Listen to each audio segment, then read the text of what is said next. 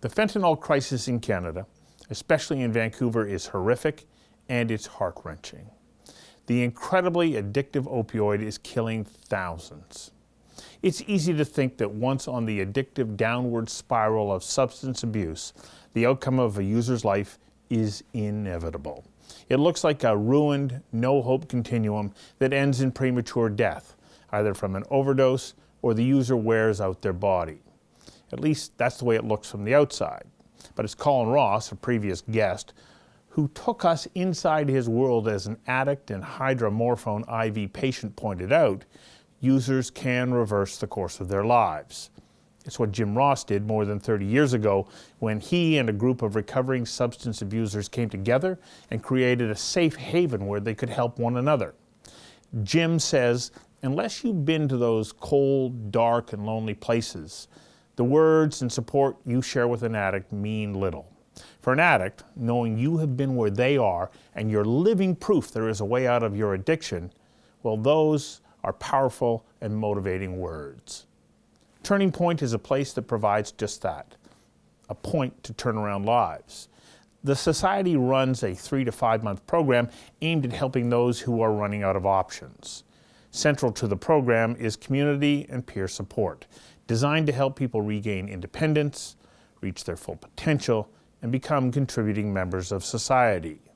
Having personally been a supporter of the program for a number of years, it's remarkable to have witnessed the effect this program has on so many people. To learn more about Turning Point, its origins, how it operates, and how it demonstrates there is hope in a sea of despair, we sat down with Brenda Plant for a conversation that matters about recovering from substance abuse. Conversations That Matter is a partner program for the Centre for Dialogue at Simon Fraser University. The production of this program is made possible thanks to the support of the following and viewers like you. Brenda Plant, welcome to Conversations That Matter. This is a conversation that does matter because we have a very serious problem. I know that it's not specific only to Vancouver, but the opioid crisis and the lives that it's taking leave a lot of people thinking there is no hope, and no hope that you're going to survive a course of substance abuse, let alone having any hope for recovery. And that's what we want to talk about today, recovery.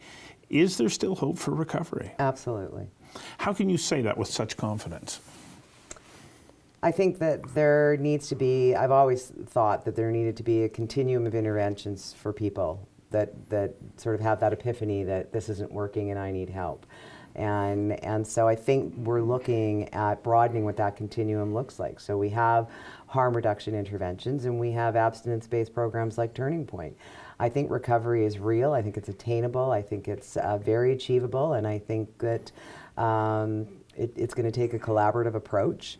I think there needs to be a continuum of services available, but I don't ever want to see us get to a place of hopelessness. Well, what are some of the elements or components of that continuum of care? Well, I can speak a lot about what we do at Turning Point. Well, let's get to that in a moment, okay, but let's talk about a couple of the other things, because when people get through some of those earlier stages, then they need a place like Turning Point. So what are some of the first sort of steps that will help get somebody to a point where they become eligible for Turning Point? Because it's not just, no, I mean, people can enter that's what we need, is a system where it's seamless, so people can enter that continuum at any point on that continuum. Mm-hmm. We operate an outreach program, we have a drop-in center, and so we see lots of people who they've come to the end of the road and they've just said, this is it, I can't keep going. We do see a lot of people who they're scared to death. Mm-hmm. They're so scared that the next drug that they buy is going to be laced with something. And so that's an entry point. We need to be able to have services and programs available so that when somebody says, I just can't do it anymore, mm-hmm. that we have, as you've heard in the media, treatment on demand. There needs to be a response to those people when they make that call or when they walk into a drop-in center. But it needs to be a variety of options. I mean, we look at Crosstown Clinic, for instance. That would be one model. Absolutely. So what they're now, there's a lot of emphasis right now on providing free heroin. There's a lot of emphasis on maybe cannabis as an option to opiate replacement therapy. I think we need a broad range of interventions, and that we need to match people to the intervention that is going to work for them. Recovery can happen across a continuum. So somebody who may have to be on opioid replacement therapy for the rest of their lives, that's still recovery for that person. Right. So we also take a look at the work that Evan Wood is doing. Yep, work with Evan through the BC Centre of Substance Use, which I think was an extraordinarily needed program, service, research. I mean, it's doing a lot of things.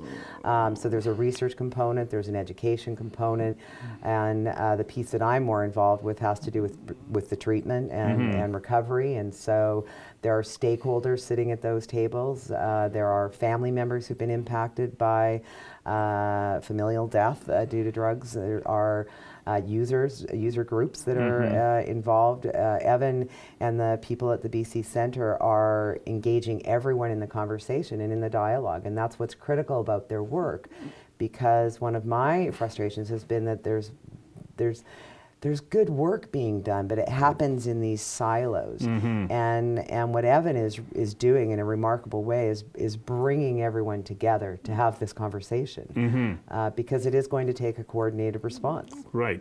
And so we've got Turning Point, but we've also got Street to Home, which you are also connected with. What does Street to Home offer? And then I want to talk about Turning Point because I am such a huge fan of the whole Turning Point program.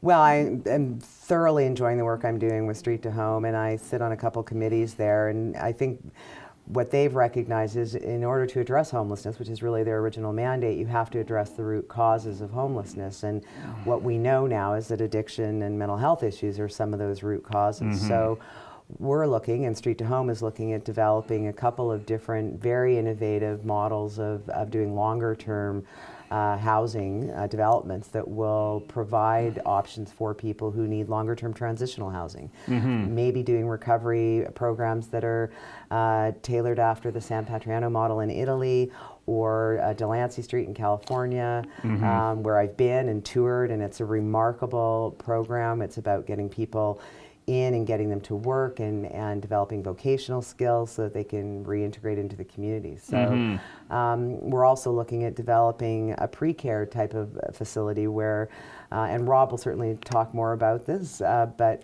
where... Because as you know, I want them to come in and talk about what they're doing as well. I think everybody to talk about it. And I think we need to have as much information out there as possible about the fact that there is, well, there's hope.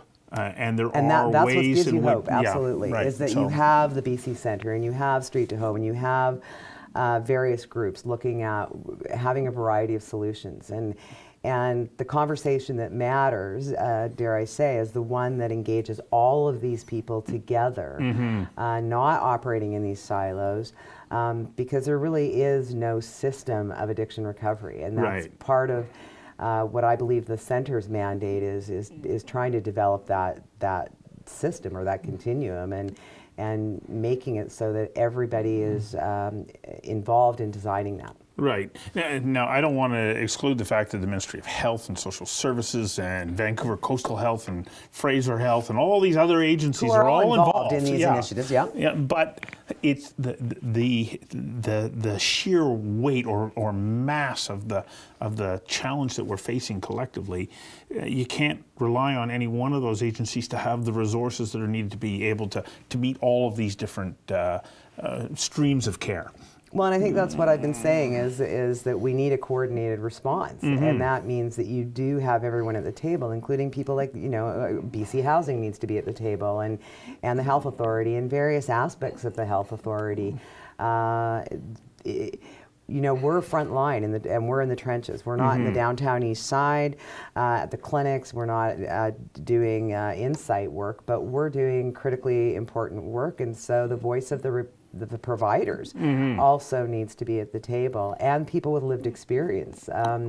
We say recovery works. We believe abstinence works. And there are people, especially with Recovery Day and the Recovery Capital Conference coming up next week, a huge first for Canada. There is going to be 17,000 to 20,000 people in the streets of New Westminster showing recovery works. Yeah. It's evidence. So you've just opened a new facility in Richmond. And that wouldn't have been able to... Just about to. Yeah, or okay. Maybe by the time that this officially goes to air, the doors will have Fair enough. Yeah, that's right. The official opening.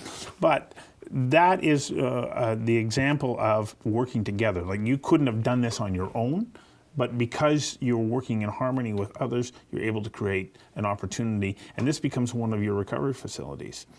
It's an extension of one of our recovery facilities. Yeah. I'm so excited about Stories opening. It was when Turning Point recognized that we needed another level of care. So after people graduate from our program, they needed a less intensive level of care. So aftercare, transitional living, second stage. And we had an opportunity to respond to a proposal that the City of Richmond put out to develop some land. And I was sort of intimidated with the idea of building a 14-story building. And I thought, I don't want to lose this opportunity to competitors. Why don't we go reach out to people who we think might be interested in this and see if we could do a collective response to the expression of interest, which is what happened. And truly, it's being touted as a first in Canada. There are 5 nonprofit housing providers in this building, and it's never been done. So how many rooms or apartments are... 129 units. For Turning Point alone? No, there are 129 units in the building. Okay. Because I was a little bit intimidated at the grandiosity of this project, Turning Point has 10 units. The exciting piece for us is that in the building we also have created a social enterprise cafe. So my tenants in the building, as part of our continuum of care, will get employment readiness training on site. So they get to live in the building, go downstairs, work at the cafe, get experience learning to become baristas and in the hospitality trade, and get out to work. But having work experience then that they can then take out to the workplace. Critical component of the long-term recovery. Let's talk about the Turning Point model. What is at the core of the Turning Point model that makes it unique, and why does it have, kind of the teeth that it does? It works. I've seen it work. I've met people who have gone through the system and they are back living fully functioning lives. I did a review of all our community or of our client satisfaction surveys. I don't know if I told you this a couple of years ago, because I was curious about what is the magic of Turning Point. People speak really highly of it. And it wasn't, it was partly the programming. But they said the thing that made Turning Point work for them was that they felt safe in our homes, and they felt like they were in a family. And I mean, I sort of got emotional when I read it, because I thought, what more could you want to impart? That people who are struggling with lifelong challenges with addiction get to feel safe for maybe the first time in many, many years. And they feel like they're in a home environment. And so they've got their peers right there to lean on. I think that all of us at Turning Point are so passionate about the work we do because of the legacy of the founder and what he imparted to me before he passed. And really, really at the heart of Turning Point, it would be, I'd be remiss not to say at the heart of Turning Point is Jim Ross. Right. And Jim's vision that anybody reaching out for help should have a place to go. And so we don't, we don't have, or our continuum is, we take people right off the street, but we also serve doctors, lawyers, police officers. We don't have it's not about sort of one demographic. We serve people that want help, that come to us reaching out and asking for help. And that was what Jim wanted to do. Well, and that's exactly how Turning Point started. I remember interviewing Jim, and he was telling me that he went through an AA program, and it's a week or two later that he gets a phone call from one of the other people who went through the program with him saying, man, you got to give me a place to sleep, because if I spend another night on the street, I'm going to go back to using. And thus starts Turning Point. Well, really, I mean, that was it. I mean, 12-step recovery is an ongoing, lifelong journey. And Jim met us people at the meeting, and this woman was having a hard time staying sober, and he said, well, look, just come sleep on the floor of my one-bedroom apartment, and hauled the mattress out on the floor, and like he says in his interview, with you, he said, before I knew it, I had 18 people sleeping on the floor. 18, I know. I love it. I love we got to do something. I know. He's like, they were in my bathroom, they were in the closet. I mean, and finally, the owner of the building said, Jim, I really respect what you're doing here, but I think you need a bigger place. And so he and our co-founder Lance Riley rented a house on 14th and Alder in Vancouver, and within a week had 26 people. And after about a year, some business people on the west side of Vancouver that were involved in 12-step helped them to purchase the houses on 13th Avenue, where we are 35 years later. So somebody enters Turning Point. They may have been clean for a week or two, but that is by no means any kind of preparation for being able to transition out of the life that they've had. And Turning Point provides that place for them to get healthy again. Tell me what is expected of them, and what are the kinds of programs that they go through while they're there, or what is brought to them through the living situation when they're in the house? Well, I think one of the things that's changed since Jim's days is that the clients we're serving have much more complex issues. And so we've had to design our program to meet the needs of the clients where they're at. And so we have a stabilization phase, for example, when they first come in, that's 30 days. And that's really where they're assigned a buddy in the house that walks them through sort of what the rules are and how the house works. A big component of Turning Point is community living. It's like a therapeutic community in the sense that they help with the chores, they help with the cooking, they have to take care of their own laundry. And then, our clients are in group or in individual counseling all day, every day. And so it's a much more intensified model. We work with people who are fractured, who have lost their souls to their addiction, and really they are dependent upon us to help them with everything from learning how to eat properly, to exercise, to how to get a good night's sleep. And so that first stabilization phase is really teaching basic life skills from the most rudimentary level.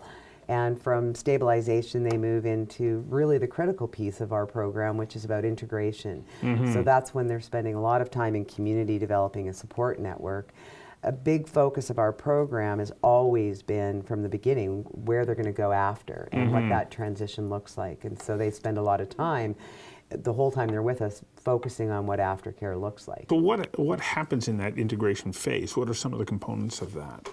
Well, we have a very complex or comprehensive life skills program. So everything from financial literacy, I'm a firm believer in partnerships, as Stories demonstrates. And so we work with community partners, and we have them coming in and doing a lot of these life skills. So financial literacy, getting bank accounts, some of them need to get ID, employment readiness, we do vocational assessments on people to determine how ready they are to go back to the workforce, what their skill level is. We might link people to get their GED or further their education. We might we do family work so that we're helping people reintegrate into family. The things that you and I might take for granted that are part of our daily living. Right. These are all things that we're teaching. Well, I remember clients. A couple of years ago, I had a conversation with Adam Fair from Prosper Canada. Oh, yeah. And financial literacy, he said, it's amazing how many people do not understand. Like, once you drop below the poverty line, you don't understand how important it is just to file your income tax return, because they have no idea that it matters.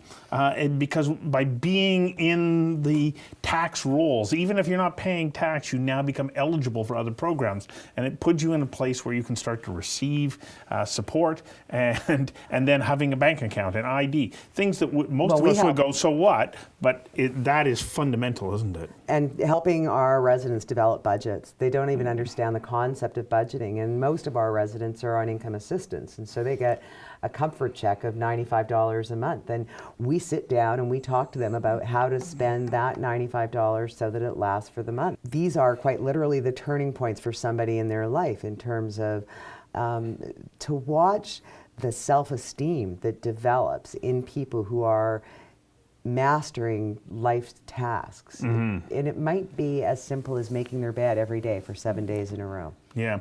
So one of the other components that really stuck with me when I interviewed Jim was he said, you know, one of the key components to Turning Point is the person who you're working with, who's helping you through this, they've taken this journey themselves. How important is that? I think the peer mentoring model and working with people with lived experience is critical. I think it's a critical component of what we do. We welcome people to volunteer at Turning Point who have lived experience, who are in recovery, because the person that is just scraping themselves off and crawling into the doors of Turning Point, to have somebody say, oh yeah, no, I was there, I was where you were. I'm 15 years clean and sober now, I'm 5 years clean and sober now. Their eyes, they don't even think that's possible. Right. And when they meet some of these people, we have people in senior leadership management roles at Turning Point who were clients at Turning Point 10 years ago. There's a tremendous amount of credibility in being able to say, I've been in that dark and lonely place and I know the way out. Absolutely. Yeah. And as you've seen over the years with your involvement at Turning Point, we've served thousands and thousands of people that are having productive lives out there today. Well, to the point that when you meet them, you go, are you sure you were actually at Turning Point? Like, come on. We take photos of people when they come in, and it's always fun to ask them when they're leaving, do you want your intake picture? And they're like, oh, no, I don't, I'm not going back there. Right. And what a rewarding career when you get to hear those stories of hope, because it's like I said, recovery is possible, and I get to see it every single day. But I think it's almost impossible to do if you're left to your own devices. I don't know how you could do it. I can't imagine what it would be like to be. Well, you're okay, because research would tell you that getting through addiction requires a community of people involved in your recovery. Right.